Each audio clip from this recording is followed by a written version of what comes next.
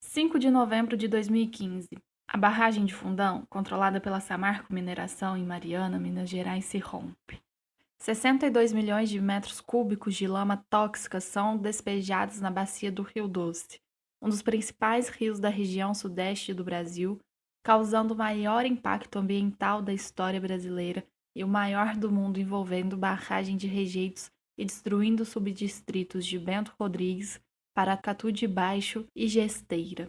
25 de janeiro de 2019. 3 anos e 2 meses depois de Fundão, a barragem da mina do Córrego do Feijão, controlada pela Vale, localizada no município de Brumadinho, em Minas Gerais, se rompe.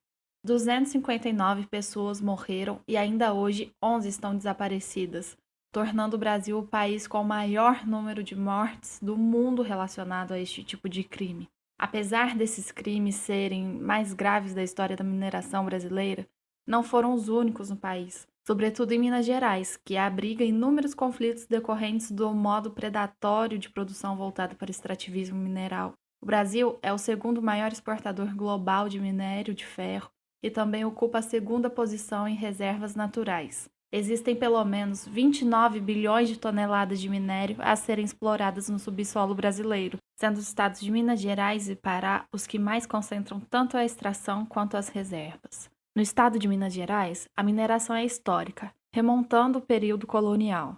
Às custas de muito sangue e exploração de negras e negros escravizados, rios de ouro escorriam direto do interior do estado para as ricas cortes europeias, deixando para trás um rastro de destruição ambiental e social que nos constituíram enquanto país, cujas consequências são perceptíveis ainda hoje, 2 séculos depois. 460 milhões de toneladas de minério de ferro foram extraídos do solo nacional no ano de 2018, gerando faturamentos recordes de 153,4 bilhões de reais em 2019, segundo dados do Instituto Brasileiro de Mineração. Todavia, nem tudo que reluz é ouro. Considerada uma das atividades mais letais ao meio ambiente, foi a responsável pelos desastres de Mariana e Brumadinho. Simultaneamente, a ganância do capital em detrimento da qualidade de vida da população atingida faz com que a problemática dos impactos socioambientais seja cada vez mais intensificada perante os dilemas que os rompimentos das barragens causaram aos territórios. As consequências desses desastres são imensuráveis tanto para a natureza quanto para seus sujeitos. O ambiente e suas relações dificilmente serão restauradas em sua condição original, acarretando em traumas e graves problemas à saúde, principalmente de ordem psicológica, como a depressão. Diante disso, surge a necessidade da formação de coletivos que lutam pelos direitos dos atingidos e que se mobilizam na busca pela justiça ambiental frente a esses crimes ainda sem resolução.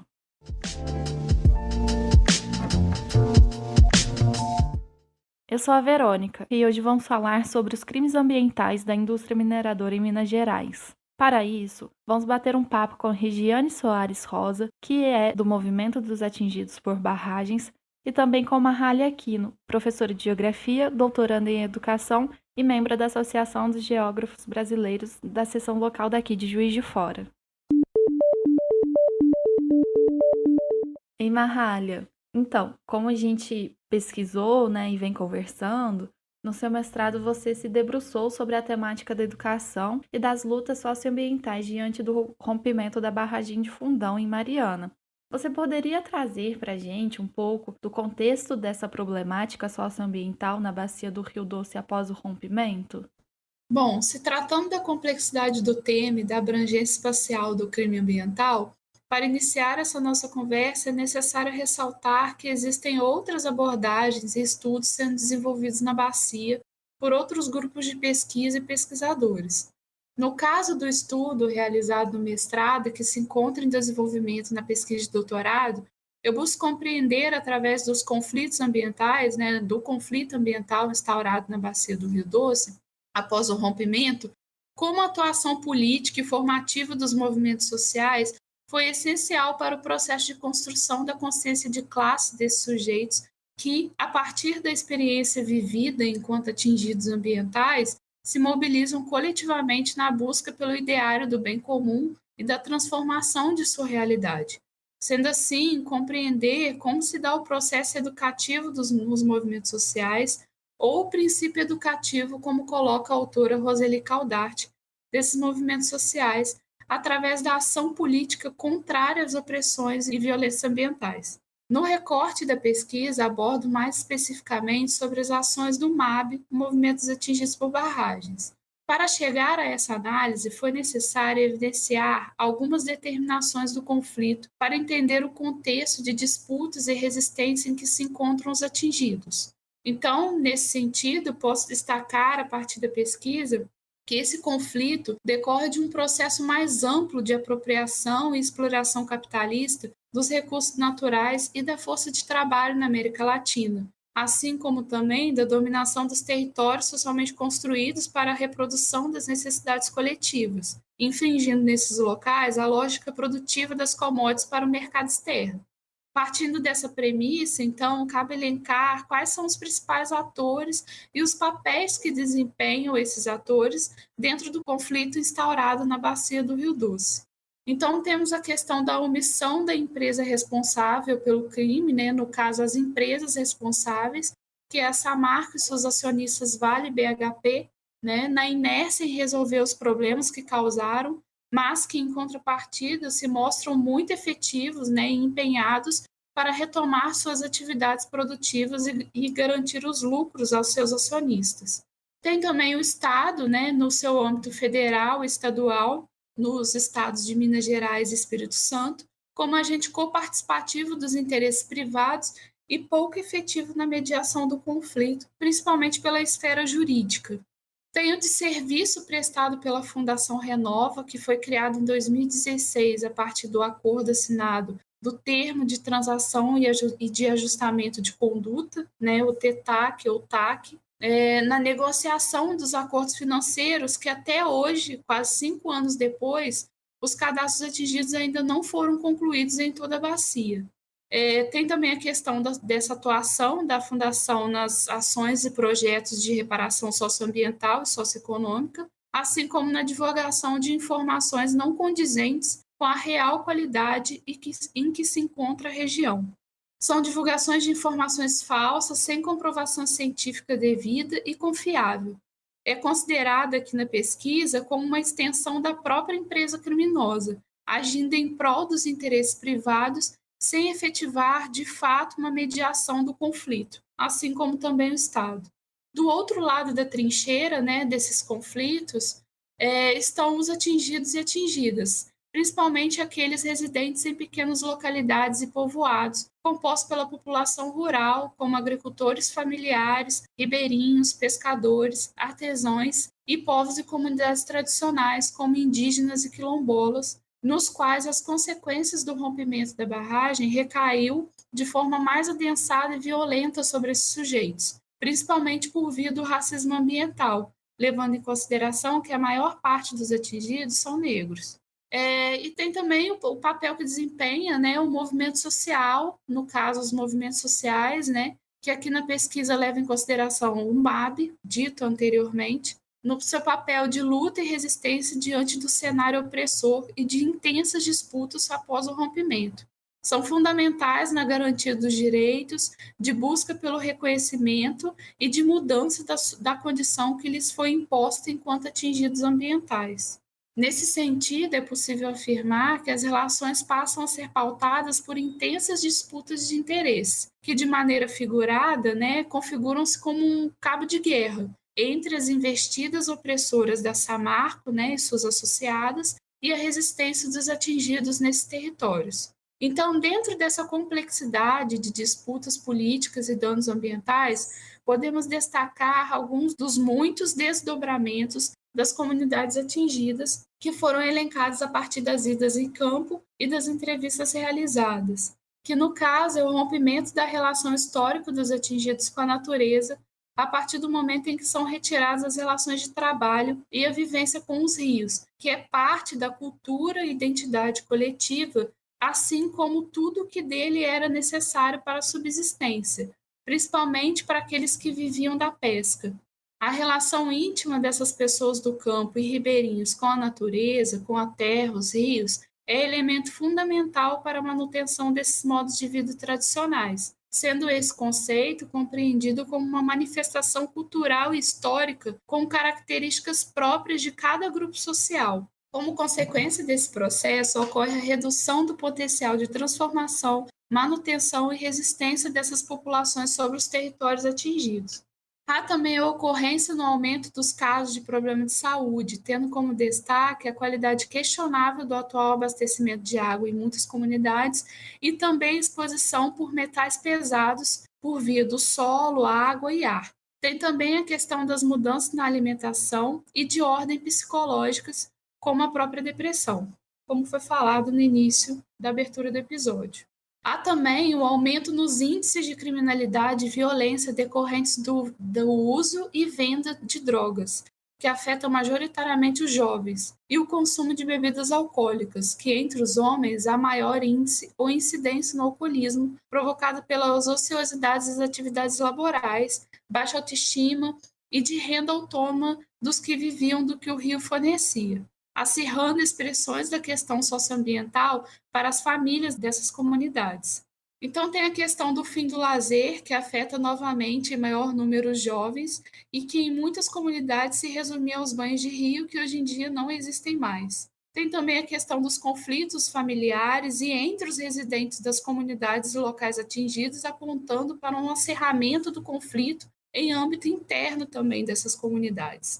E cabe ressaltar a vulnerabilidade das mulheres que lidam com a sobrecarga de seus trabalhos domésticos, que garantem a reprodução da família, né, e do antigo trabalho familiar, no caso da pesca, e que possuem maiores dificuldades em serem reconhecidas como classe trabalhadora pela empresa Renova, né, no recebimento do auxílio. Essas não são reconhecidas como atingidas pelo fim da sua autonomia de trabalho.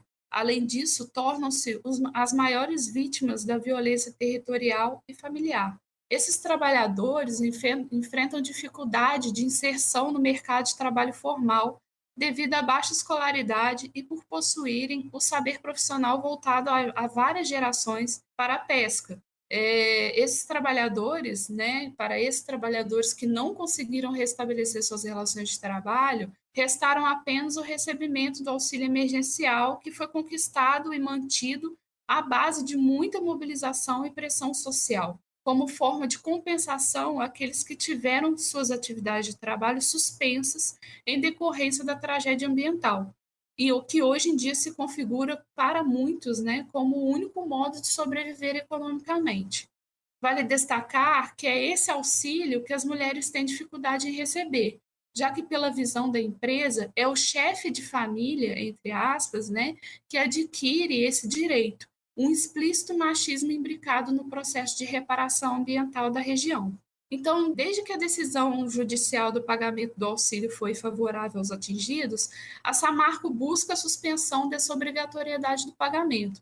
A empresa alega, com base em seus estudos desenvolvidos, que há condição de retomar as atividades econômicas na região, inclusive a pesca, o que não condiz em nada com a realidade da bacia. Então, esses são os primeiros apontamentos e contribuições iniciais que posso trazer aqui rapidamente para a nossa conversa nesse primeiro momento. Diante do que a Marralha falou, vamos conversar agora com a Regiane, que é do MAB e foi atingida por esse crime ambiental de Mariana. E Regiane, no caso do rompimento da barragem do Fundão, em Mariana, o mar de lama se alastrou por mais de 650 quilômetros, percorrendo boa parte do estado de Minas Gerais e do Espírito Santo. Além das mortes, centenas de famílias foram desalojadas, comunidades inteiras ficaram destruídas e muitos ribeirinhos que dependiam do rio tiveram suas vidas prejudicadas. Você poderia contar para a gente um pouco como esse rompimento impactou na sua vida? Então, esse rompimento, eu não gosto muito dessa palavra de impactou, porque a gente teve muitas contradições com os funcionários da Vale, da Samarco, né, na época do rompimento, e eles usavam essa palavra impactado para diminuir o termo atingido, né? Então eu gosto de usar a palavra atingida. E quando a gente fala em atingir o ribeirinho, o pescador ou o pequeno produtor, porque grande parte do ribeirinho ele plantava, né, na nas margens do rio e utilizava aquela água para irrigação.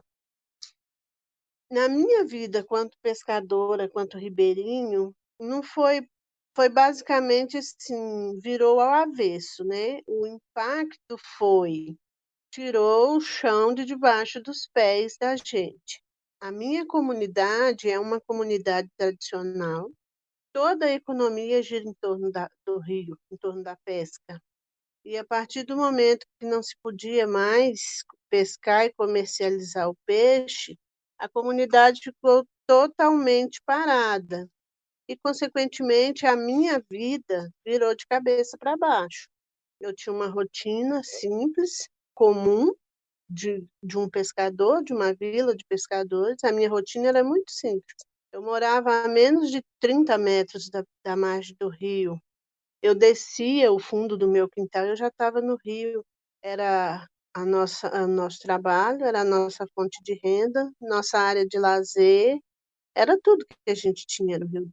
E quando isso nos foi tirado, a gente primeiro veio aquela sensação de não saber o que estava acontecendo, de não saber o que estava chegando para nós, que era a lama, né, que demorou-se 11 dias para chegar em Baixo-Guandu.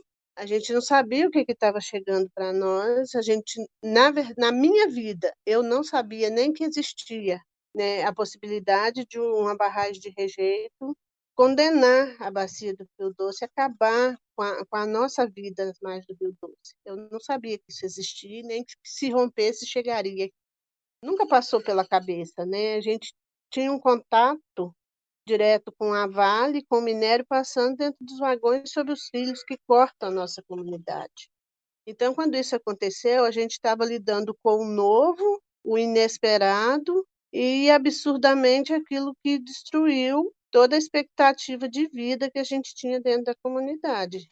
Mudou completamente, destruiu o nosso modo de vida, porque a gente se viu desempregado, sem saber o que fazer, sem saber de onde tirar o sustento e sem saber a quem recorrer, né? Que a partir do crime, estávamos lidando com, né, as maiores mineradoras do mundo e geralmente a corda arrebenta para o lado mais fraco. Sente-se um medo, né? O primeiro momento, aquela sensação de impotência e de medo de como bater de frente com as maiores mineradoras do mundo. Como? A gente não tinha um horizonte, uma visão de como isso seria feito e nem como seria a nossa vida dentro desse prejuízo todo, de não ter mais o rio, de não ter mais a nossa água potável, de não ter mais o nosso trabalho, a fonte de renda e mais nada, né? A gente não tinha mais nada. Após o rompimento do Fundão, a Samarco e suas controladoras Vale e BHP criaram a Fundação Renova, que passou a ser a responsável pelas iniciativas de reparação de danos gerados, né? Hoje, 5 anos depois do crime, poucas pessoas foram indenizadas. O reassentamento das vilas, por exemplo, que estava marcado para o início de 2019, não tiveram suas obras concluídas. Você poderia contar um pouco para a gente quais medidas reparatórias foram efetivamente implementadas e quais vocês do MAB ainda aguardam?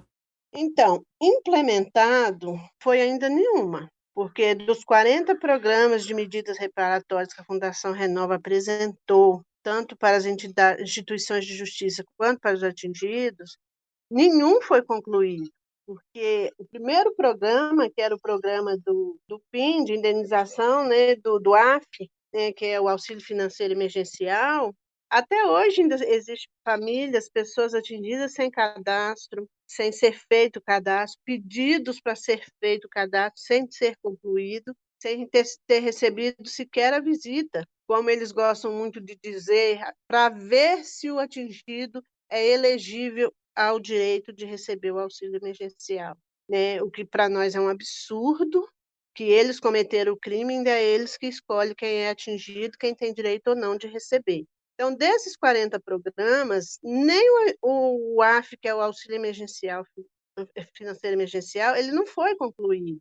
E a partir daí nenhum outro foi concluído, porque para nós as medidas ambientais elas estão completamente abertas, nada foi concluído, nada foi restaurado. Em se falando na socioeconômica, não houve conclusão, como aí na pergunta mesmo fala, não houve a conclusão dos reassentamentos, né? Esses cadastros e as respostas dos pedidos de cadastro não foram feitos. Pagamento do PIN, eles que escolhem quem tem direito de receber, e para nós, visivelmente, não foi implementado nenhum, concluído nenhum. Começaram-se várias coisas e não foi concluído nenhum, enrolando, né, os atingidos e violando direitos, e agora, com os 5 anos vencendo, querendo cortar esse auxílio financeiro emergencial, que é o auxílio que foi criado, né, para que os atingidos pudessem se manter até que viesse a reparação total, a reparação integral. E nada foi feito, vai se enrolando o atingido. É bastante complicado, porque nem o agricultor, nem o pescador, ele vivia de salário mínimo, né? E o auxílio foi baseado no salário mínimo, e há 5 anos isso vem prorrogando, e não se foi feito nenhuma matriz de danos sustentável, legítima, das perdas que os atingidos tiveram. E assim, o que a gente espera? A gente espera, né, que seja feita essa reparação integral. A gente espera a integralidade da assessoria técnica, que é quem vai estar auxiliando o atingido sobre essa matriz de danos. A gente espera a conclusão dos estudos da água, para que possamos ter laudo do nível de contaminação da água, do solo. Isso tudo é o que a gente vem esperando. Um estudo que seja mesmo assim, concretizado, em que nível contaminou e quais são as medidas que serão feitas para reparar esse dano, tanto na parte ambiental quanto na parte socioeconômica. Não se tem, nada foi concluído. Então, o que a gente se espera é que, minimamente, pelo menos os estudos de quais os riscos que esse rejeito traz para a saúde dos ribeirinhos, de todos os atingidos ao longo da bacia do Rio Doce, ele seja concluído. E a gente também ainda aguarda que seja feita a reparação integral para todo aquele que é atingido, direto e indiretamente, que para nós somos todos atingidos. Eles usam essa separação, categorias de direto e indiretamente. Mas todos são atingidos, porque todos aqueles que dependem do Rio Doce, que dependem da água, para o consumo humano, para o consumo animal, para a irrigação, todos são atingidos. Todas as comunidades são atingidas. Todas as cidades que o Rio Doce corta eles são atingidas. Então, é isso que a gente espera, que dentro do acordo que foi feito, minimamente dentro do acordo, que sejam implementados todos os 40 programas que foram apresentados, que eles sejam concretizados. E se em 5 anos não se concretizou nem o primeiro, por que cortar o auxílio emergencial com 5 anos? Quanto tempo vai levar para levar os outros 39 à conclusão deles? Porque esperança, expectativa de que a nossa vida volte ao normal, a gente não tem. Expectativa de que o Rio Doce volte a ser o mesmo, a gente não tem. Esperança nenhuma. Então, a gente não vai ter nada disso de volta. Então, minimamente, a reparação, tanto da parte ambiental quanto da parte socioeconômica, a gente depende disso, desses estudos, né, de quais são os danos que realmente essa contaminação vai trazer para nós. E qual que é a importância, né, do MAB para vocês diante desses crimes? Olha, a importância do MAB para nós aqui em Baixo Guandu, no Espírito Santo em si, foi essencial. A chegada do MAB no estado foi essencial para a garantia dos nossos direitos, porque, como eu já falei, a gente não sabia por onde começar, que a gente estava lidando com as maiores mineradoras do mundo. Então, o MAB chegou no momento que a gente estava assim, em total desespero mesmo, e com o MAB, a gente aprendeu a se organizar, a gente aprendeu a entender que todos éramos atingidos, porque se dependesse da Vale, da Samarco, atingidos dentro de Baixo Guandu, seria apenas os pescadores que tinham o registro geral de pesca. Por exemplo, dentro da minha comunidade, que é uma comunidade que toda a população dependia do Rio Doce, seriam atingidos, considerados elegíveis, apenas 22 pessoas. E era uma comunidade de 800 habitantes, mais ou menos 800 habitantes, 72 famílias. Então, o MAB veio para nos instruir, a nos ensinar a organizar e organizados fazer luta em busca desses direitos. E tudo que nos foi conquistado durante esse período foi com luta mesmo, e luta essa que a gente aprendeu a fazer com o MAB, porque a gente não sabia como fazia, a gente não sabia os direitos que a gente tinha. Boa parte da população não entendia, alguns nem aceitavam dizer que era atingido. Sentia como a palavra atingido fosse algo que diminuísse como pessoa. Além de não se reconhecer como atingido, não aceitava que fosse falado, você é um atingido pelo crime que a Vale cometeu em Mariana. Eles achavam que isso estava diminuindo ele como pessoa. A partir do momento que a gente começou a lidar a entender o que é um atingido, que atingido para nós é todo aquele que teve seu modo de vida transformado pelo rompimento, é que a gente passou a entender que a gente era atingido e que precisava se organizar para fazer valer esses direitos. Porque o direito do pobre é só a luta que faz valer, né? Então, para nós, o MAB foi a peça-chave, que se o MAB não tivesse chegado no território, a Samarco ia pagar quem ela queria, como vem fazendo. A gente vem fazendo nessa construção de debates, de conversas, de entendimento, e que a gente pode se organizar e que pode estar correndo atrás desses direitos. E a gente já teve muita conquista com isso, mesmo sendo em ocupação de trilhos, em, em ocupação de outros espaços pertencentes às empresas, a gente conseguiu garantir muita coisa fazendo luta, mas luta organizada. Para fechar a nossa conversa de hoje, retorno para você, Mahalia. Você podia contar para a gente um pouco como que a educação ambiental pautada nos territórios pode ser um instrumento de transformação socioambiental nesses contextos de crimes ambientais?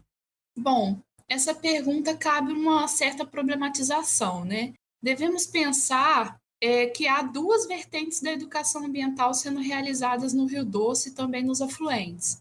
Então, temos que falar em qual educação ambiental está se querendo construir como instrumento de transformação em contexto de crimes ambientais.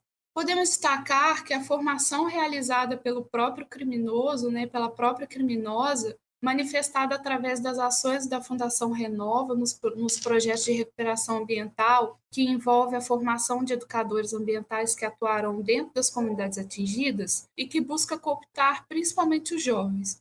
Então, que tipo de educação é essa que a gente está falando nesse momento, né? Que educação ambiental é essa? É uma educação ambiental voltada para fortalecer a própria hegemonia da empresa nos territórios e que não busca a modificação das condições socioambiental dos atingidos.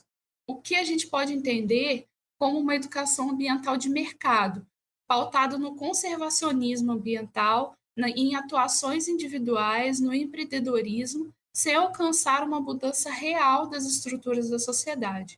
Então, a contraproposta que se faz é a realização da educação ambiental crítica, que se propõe justamente a estabelecer críticas e modificações reais nas relações com a natureza, sendo assim um compromisso com um outro projeto de sociedade, uma sociedade mais justa, igualitária, dentro de uma perspectiva que recusa a mercantilização da vida, que é o que desenvolve os movimentos sociais que se encontram atuantes em contexto de conflitos ambientais. Então, é uma educação ambiental de origem popular que emerge da luta de classes e que se volta à formação de trabalhadores e jovens, na busca por uma construção permanente da consciência de classe e por uma outra forma de se relacionar com a natureza. A própria palavra de ordem do MAB, água e energia não são mercadorias, já demarca a posição política e educacional que desempenha o movimento sobre as questões ambientais. Nesse sentido, a educação se mostra como mais um objeto de disputa e dotado de contradições. Ao mesmo tempo que ela pode desempenhar uma função de cooptação ideológica dos atingidos ao discurso da empresa, ela também pode ser instrumento de libertação e autonomia popular dos de baixo, como coloca Florestan Fernandes e a própria Regiane a partir da experiência dela com o MAB e com os atingidos. A educação, então, é um objeto de disputa nas lutas ambientais. Por isso é necessário reafirmar qual perspectiva de educação estamos considerando como transformadora dessa realidade. Siga a gente também nas nossas redes sociais e mande pra gente suas sugestões. No Instagram estamos como AGB Juiz de Fora. No Facebook é só procurar a nossa página GB Juiz de Fora.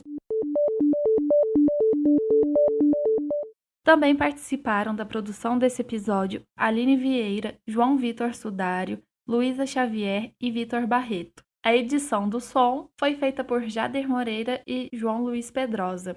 Esse foi o Entre Espaços, o podcast da AGB Juiz de Fora. Saudações AGBanas e até breve!